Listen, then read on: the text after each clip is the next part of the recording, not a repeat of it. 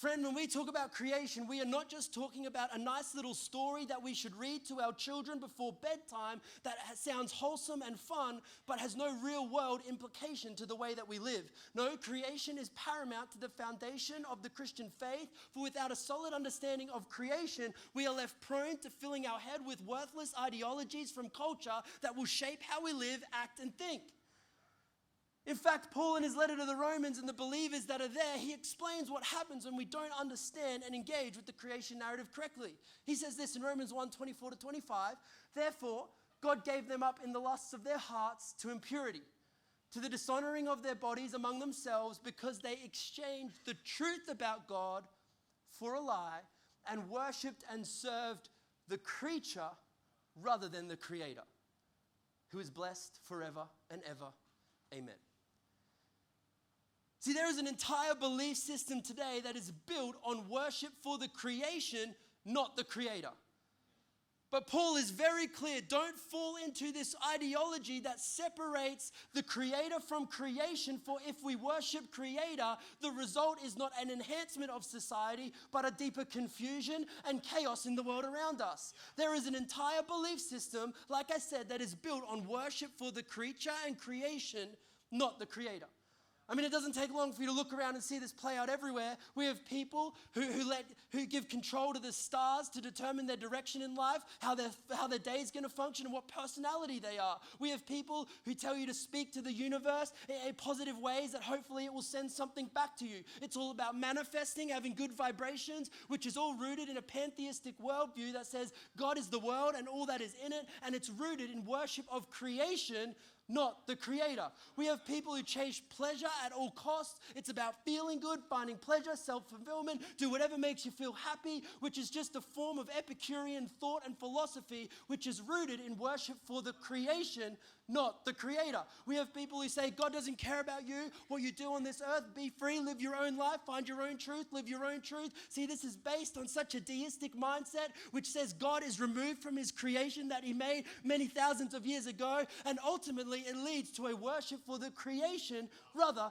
than the Creator. Friend, let me be clear. Creation reveals to us that God is indeed involved, invested, and concerned with your life and what you do, and He alone is worthy of your worship. See, the book of Genesis, I'm going to give us a little bit of context as we unpack this, is found in what we would call the Pentateuch, which is the first 5 books of the Old Testament. And most scholars would argue for a Mosaic authorship of these 5 books, which means that Moses is most likely the one who authored the creation account. If you don't know who Moses is basically, he's the guy who led the Israelites, the people of God, out of 430 years of captivity under the Egyptians. Through Moses' leadership and God's direction, they passed over the Red Sea, the parted sea. They saw bread fall from heaven. They saw mighty and miraculous things, great victories through God. And Moses writes this account, scholars will say, while they are encamped at the base of Mount Sinai.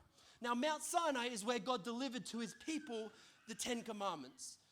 So what I found fascinating about this is that God directs Moses to write about creation whilst the Israelite nation is being formed into their identity as the people of God.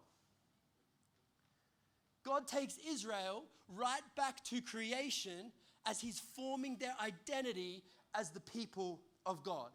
I don't think that's by chance. I don't think that's by accident. But what it tells me is that creation is more than just a poetic understanding of our beginnings, but rather it holds a key to helping us be formed into the identity as the people of God.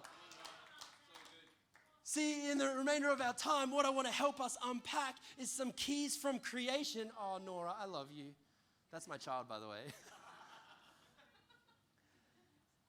Every week gets me. See, what I want to do in the time we have left is unpack through the creation narrative keys of what God does at the beginning of our conception as humanity that should inform how we live today. See, you can either worship creation or you can worship the Creator. The choice, my friend, is yours. See, my hope is that through creation, we would understand what it is to form an identity that is not anchored in the cultural narrative of today, but it is anchored in the God who created us from the beginning, that we would be a church and a people who would worship the Creator, not His creation. See, Genesis 1:1, opens up the creation account with 4 words. In the beginning, God. In the beginning, God. I love what Derek Kidner says about this. He says, it is no accident that God is the subject of the first sentence of the Bible. For this word dominates the whole chapter and catches the eye at every point of the page. It is used some 35 times in as many verses of the story. In the beginning, God. See, what we learn from the very onset in the creation narrative is that in life and in creation, God is central.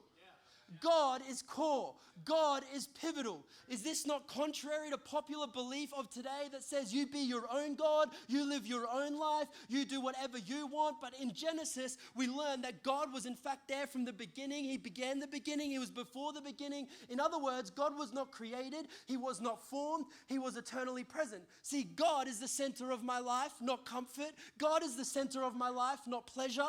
God is the center of my life, not my finances. God is the center of my life, not my ability to climb the corporate ladder. God is the center of my life, not my own thoughts or feelings. I love that God is central.